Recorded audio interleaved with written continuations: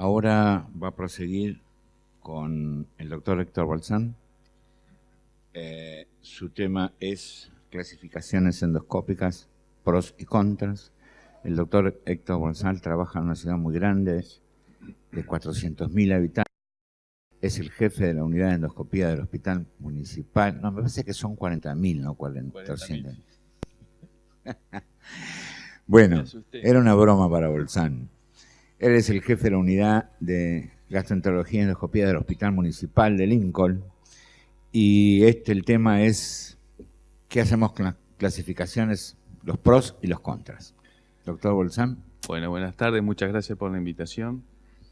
En esta presentación vamos a tener una introducción, objetivos, desarrollo y conclusiones. Senden Maraca decía que es necesario que todos los endoscopistas hablen el mismo idioma endoscópico y utilicen los mismos términos y clasificaciones para describir lo que ve el ojo. Yo, antes de empezar a organizar mi presentación, me hice una serie de preguntas a modo de introducción. Por ejemplo, ¿qué es clasificar? Clasificar es ordenar o disponer por clases o grupos. ¿Cómo definimos clasificación? ¿Es la acción o el efecto de ordenar o disponer por clases? ¿Y por qué debemos clasificar? Debemos clasificar porque facilita un idioma común, dándole utilidad clínica, pronóstica y terapéutica. Y si no, sería la Torre de Babel. Babel, en hebreo, es un verbo que tiene que ver con confundir. Confundir su idioma para que ya no se entiendan entre ellos mismos. Lo interesante, que en el mismo texto estaría el idioma común. Todos forman un solo pueblo, hablan un solo idioma, esto es solo el comienzo de sus obras, y todo lo que se propongan lo podrán lograr. Lo interesante es que en el mismo texto tenemos dos cosas opuestas.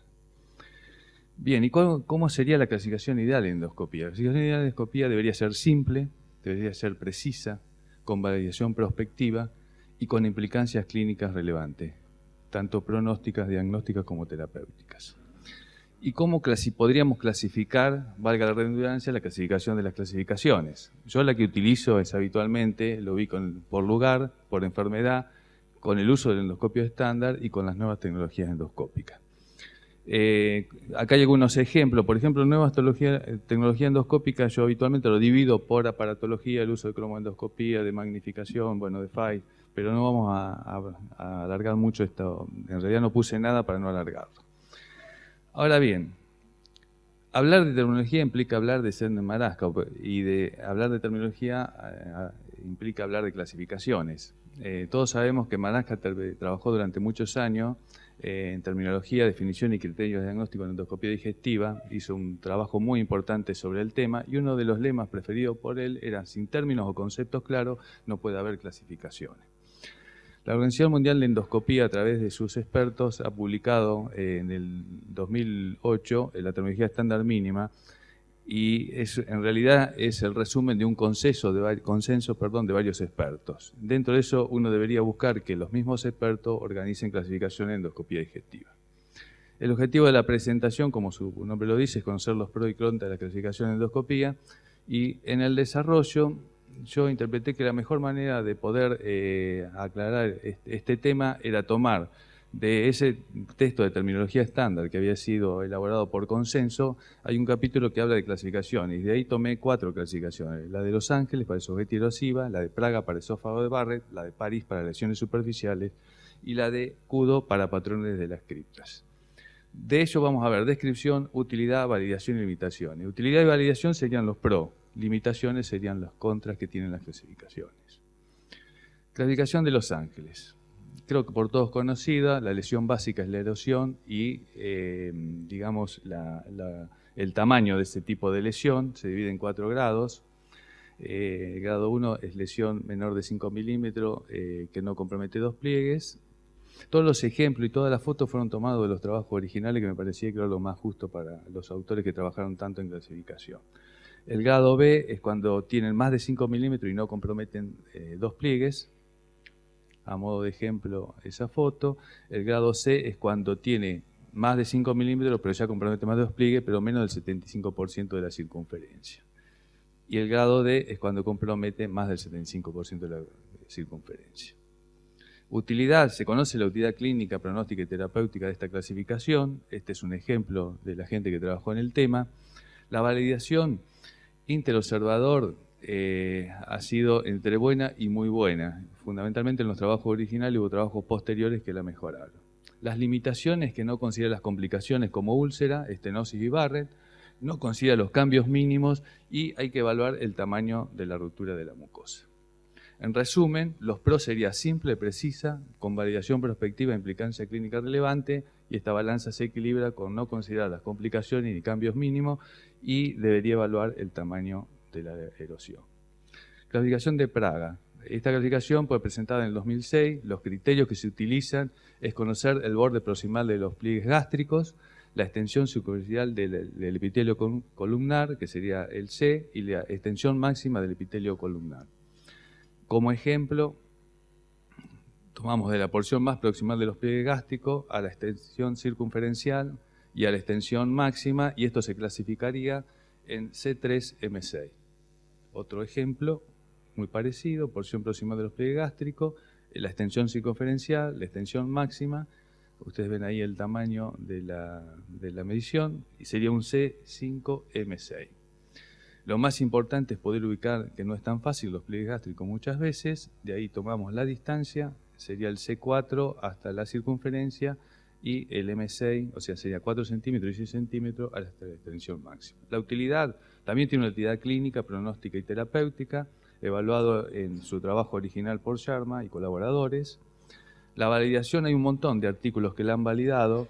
Lo interesante es que esta validación ha sido hecho por expertos y gente en formación, demostrando que es una clasificación con muy buena validación. Las limitaciones son con no considerar los islotes, y las mediciones hechas en tiempo real reducen la concordancia interobservador. El único trabajo que yo encontré en el cual se hacía la medición en vivo fue este trabajo de un grupo mexicano. En realidad, todos los trabajos fueron hechos en videos y en fotos.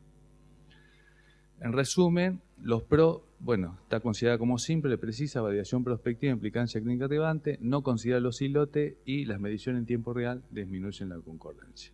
La clasificación de París de lesiones neoplásicas, superficiales del tracto digestivo, las divide en lesiones protruyentes, no protruyentes y no excavadas, y lesiones excavadas. Las protruyentes pueden ser sésile o pediculada, las no protruyentes y no excavadas, ligeramente elevada, plana y ligeramente deprimida. Y tenemos después las formas mixtas. A modo de ejemplo, esto está trabajo del bolsillo, del trabajo original, esto está tomado de la revisión, estas imágenes. Sésile y pediculada. Lo interesante del caso es que para hablar de sésile o pediculada hay que tomar el diámetro que se ve ahí, la pinza cerrada, en la imagen de abajo, 2.5 milímetros. Excediendo eso podemos hablar de sésile y pediculada. Ejemplos de las lesiones: ligeramente elevada, plana y ligeramente deprimida.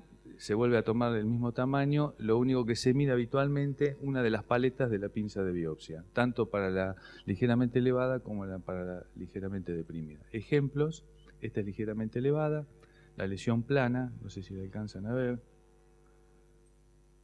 la lesión plana está ahí, y ligeramente deprimida, que es esta lesión que está acá.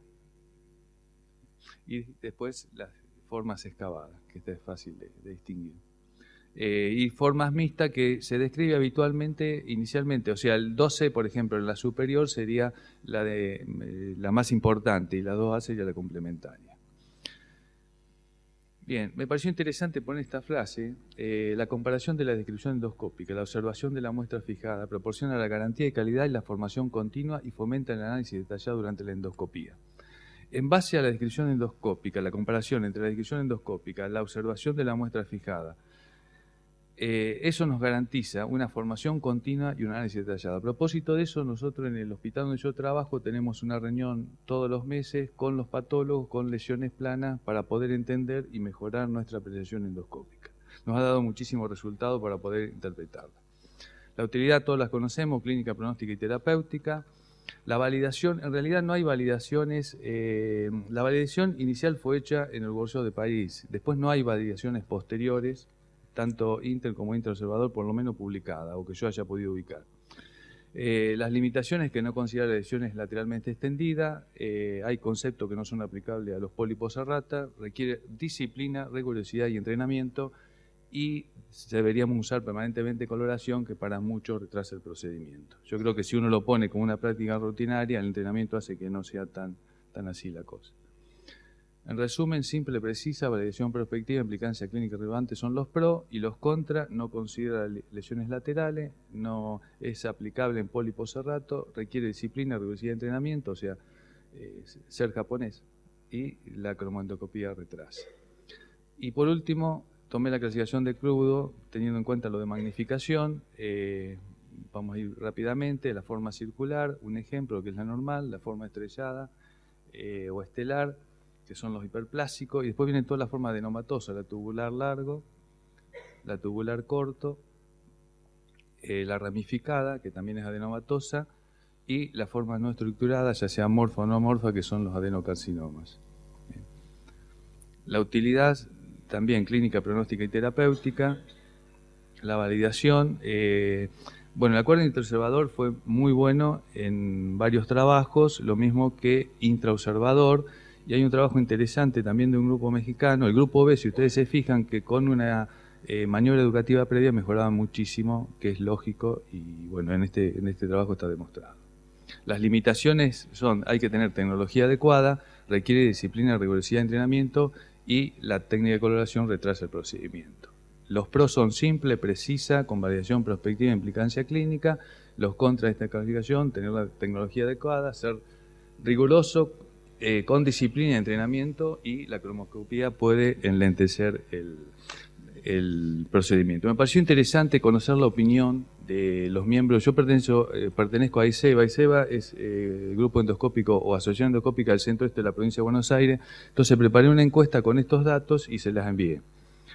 La primera pregunta era si usaban las clasificaciones en el informe endoscópico. Todos pusieron que sí. La segunda pregunta era si utilizaban la clasificación de Los Ángeles.